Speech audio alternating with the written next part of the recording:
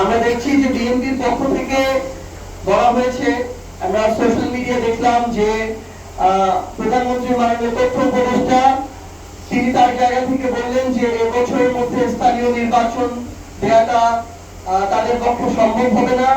তাদের ভাষ্য অনুযায়ী আমরা যেটা বুঝতে পারছি যে তারা আবার স্থানীয় নির্বাচনকে টালবাহানা করে পিছিয়ে 2027 সালে ডিসেম্বরে নেওয়ার পরিকল্পনা করছেন এবং তারা এটা করতে চায়। এর মধ্য দিয়ে তারা ইতিমধ্যেই জেলা পরিষদ এবং সিটি কর্পোরেশন প্রশাসন দিয়েছে তাদের অযোগ্য নির্বাচনে পরাজিত যেই ধরনের নেতা কর্মীরা আছে তাদেরকে দিয়ে তারা এখন জেলা পরিষদ সিটি কর্পোরেশন পরিচালনা করছে এবং স্থানীয় সরকারের এই গুরুত্বপূর্ণ কেন্দ্রগুলোকে তারা নিজেদের ভাগ বাটোয়ারা আর লুটপাটের চাঁদাবাজির এক একটা সেক্টর বানানোর চেষ্টা করছে।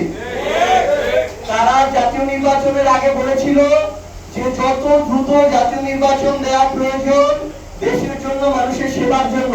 তাহলে এখন তারা সরকার গঠন করেছে, এখন কি মানুষের সেবার প্রয়োজন নেই? এই উত্তর তাদেরকে দিতে হবে। উপজেলা পর্যায়ে কোন উপজেলা চেয়ারম্যান এই মুহূর্তে নেই। তারা আবার তাদের পূর্বে ক্ষমতাকে কুক্ষিগত করার যে পায়তারা, সেই পায়তারা শুরু করছে। তাদের আমরা কথা শুনতে পাচ্ছি তারা নাকি উপজেলা পরিষদ বিলুপ্ত করার চেষ্টা করছে। এই ধরনের ক্ষমতাকে কুক্ষিগত করা, তাদের সংখ্যাগরিষ্ঠ এমপিদের মধ্যে দেশের জনগণের সকল অধিকারকে পুঞ্জীভূত করে সেখানে ছড়ি ঘুরানো, এই ধরনের তারা যদি অপশাসন আবার কায়েম করতে চায় এটা তাদের জন্য হিতে বিপরীত হবে। এই জন্য আমরা তাদেরকে আহ্বান করব অতি দ্রুত সময়ের মধ্যে সিটি কর্পোরেশন এবং উপজেলা ও পৌরসভা নির্বাচন যেন তারা এই বছরের মধ্যেই তাদেরকে দিতে হবে।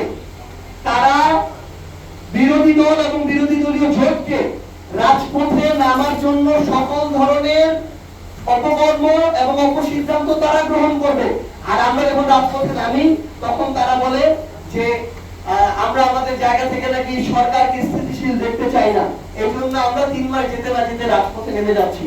তো আমরা তাদেরকে আহ্বান করব যে বিরোধী দল আমাদের যেন রাজপথে না নামতে হয়, আপনাদেরকে ওই সিদ্ধান্তটা নিতে হবে এবং স্থানীয় নির্বাচনকে নিয়ে কোন ধরনের পায়তারা করার সুযোগ নেই।